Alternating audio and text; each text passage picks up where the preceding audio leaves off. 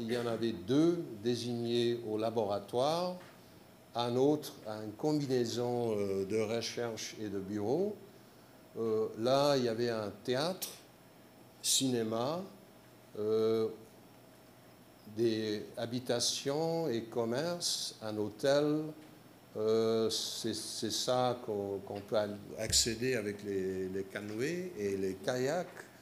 Et donc, on a créé vraiment un petit fragment d'un quartier dans ce même site. Ça représente en microcosme toutes les ambitions pour la ville.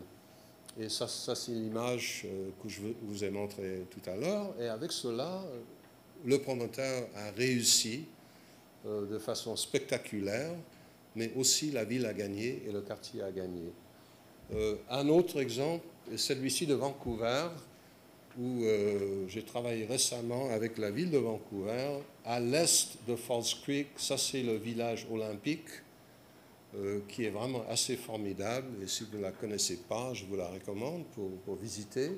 Mais il y a aussi des terrains qui ressemblent beaucoup à Griffintown, à l'est de Falls Creek. Et la ville de Vancouver se dit maintenant, on a eu beaucoup de succès avec notre formule de condominium, c'est très connu, et même avec les bureaux conventionnels. Mais dans ce quartier qui nous reste, et il reste très peu de terrain dans le centre de Vancouver à développer, on a des éléments très intéressants.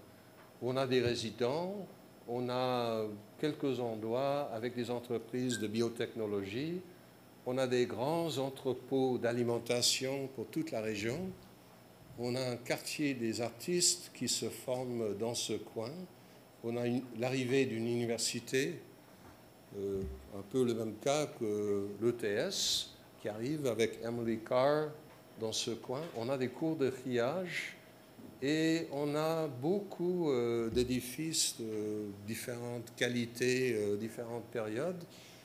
Et ils sont en train de trouver moyen de ne pas développer ces terrains. Il y a des promoteurs qui veulent évidemment tout démolir et partir à nouveau, mais ils vont essayer de travailler avec les éléments qui existent et commencer par des idées très ambitieuses autour de la création d'un domaine public qui travaille avec la topographie, avec des éléments d'infrastructure de la période industrielle, avec une trame qui est assez spéciale ou des trames qui sont assez spéciaux à différents endroits dans ce terrain pour donner un caractère, pour préserver, pour bâtir, effectivement, bâtir la ville sur la ville et non pas l'effacer.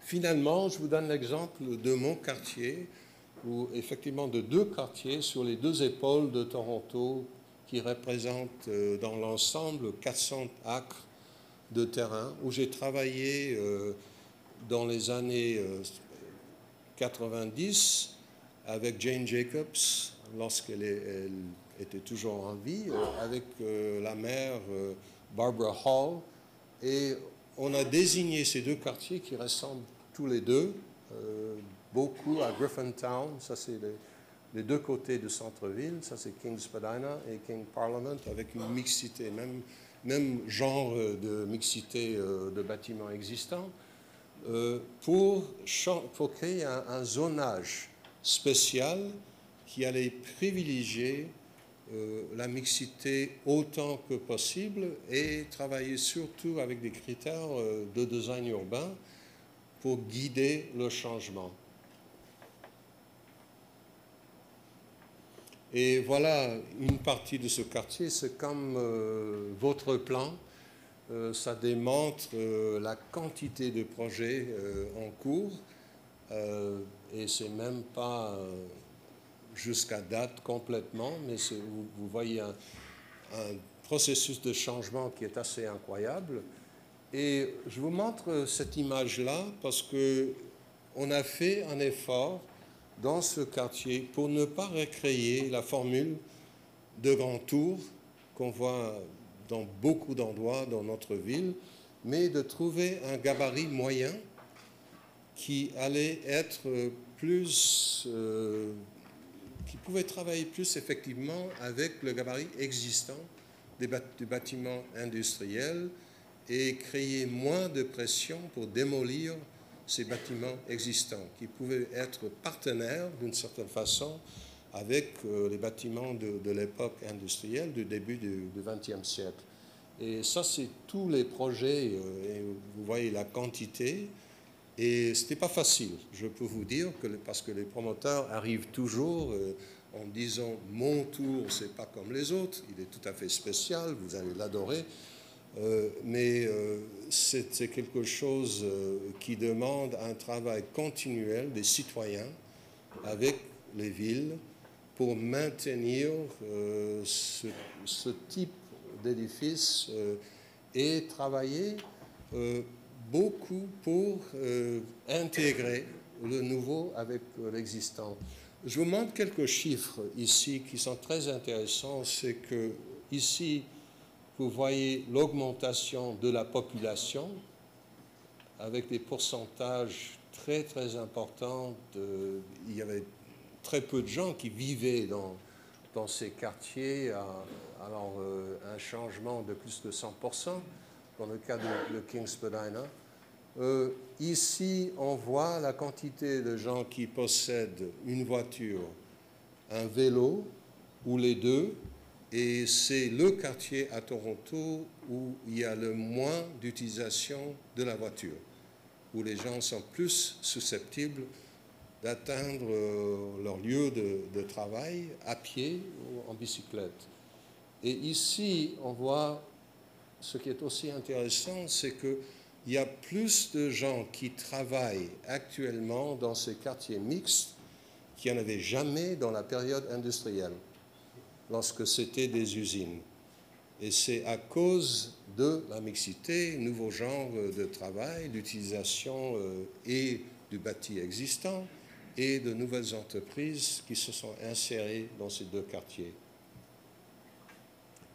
Et là, vous avez une image, c'est de mon appartement, de ma fenêtre, et on voit ici un cimetière qui était un peu perdu dans la ville. Personne ne savait que ça existait. Ça remonte à 1793 et c'était lié à Fort York. C'était les soldats et aussi la petite fille du premier gouverneur de Upper Canada qui vivait dans la ville de Toronto, le lieutenant Simcoe.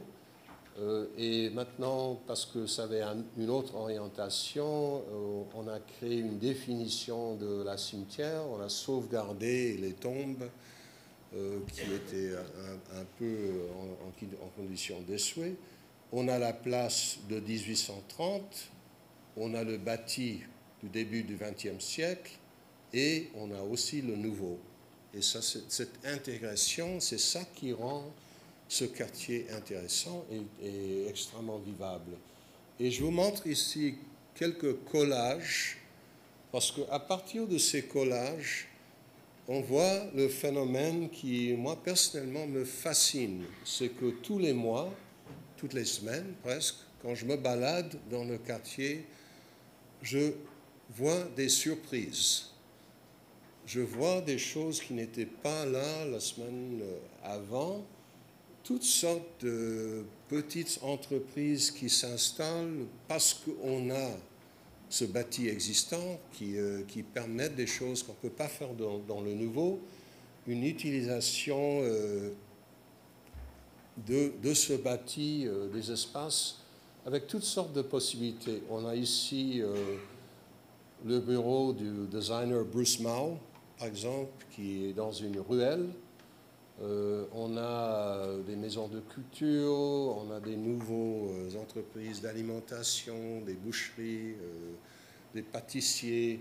On a toutes sortes d'entreprises de la haute technologie, on a un pub anglais.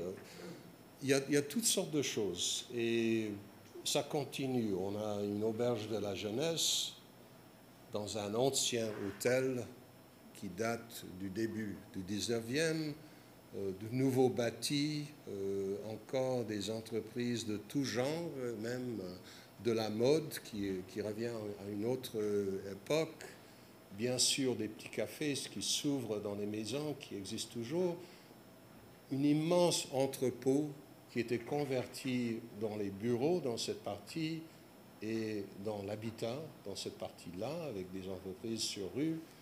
Et bon, c'est quelque chose d'absolument extraordinaire. C'est ça qui vraiment fait la vie du quartier. Ça continue. Il y a Loblaws qui est venu s'installer, mais cette fois-ci, on ne le voit pas. Ils ont ajouté des étages d'appartements en dessous du Loblaws. Ça, c'est une imprimerie qui dessert des architectes et des ingénieurs.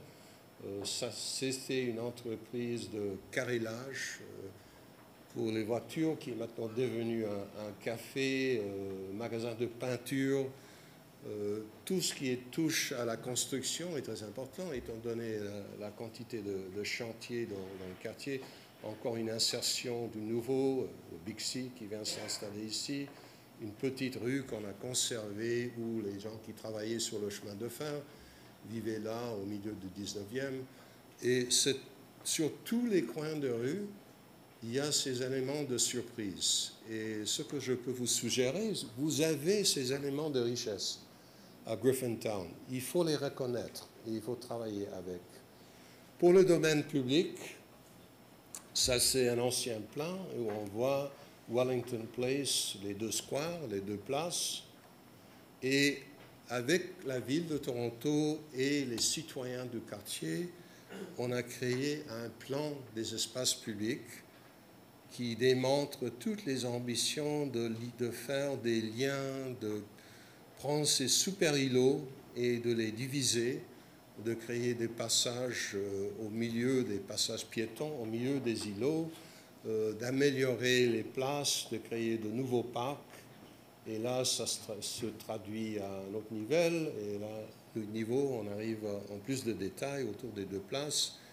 Et aussi, on a créé un concept pour la transformation des grandes emprises pour faire le genre de choses que je vous ai montré tout à l'heure, pour prendre quelque chose qui est dédié carrément à la voiture et pour introduire d'autres usages.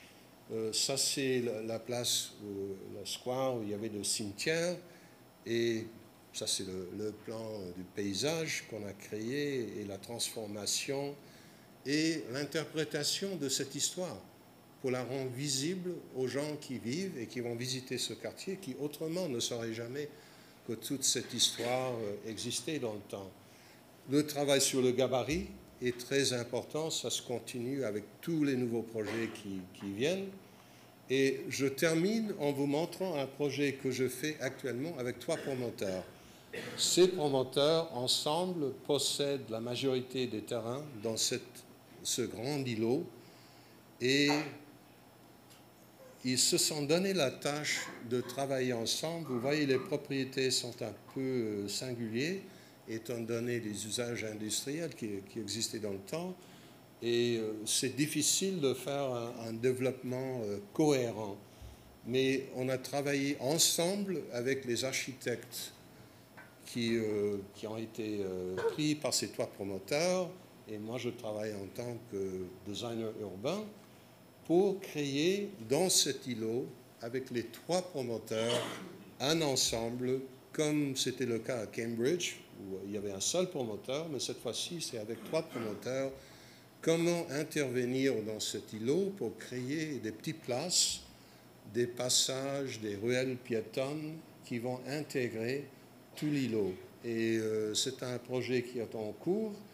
C'est très intéressant parce que ça permet à chaque promoteur de répondre, d'avoir un dialogue avec ses voisins de façon très intéressante. Et là, on voit en bleu tous les commerces qui vont s'installer, des usages culturels au rez-de-chaussée, ces petites places, des éléments artistiques qui vont s'ajouter à ce qui va être là. Et bon, ça, je termine en disant avec ces exemples que j'espère ont été utiles pour vous.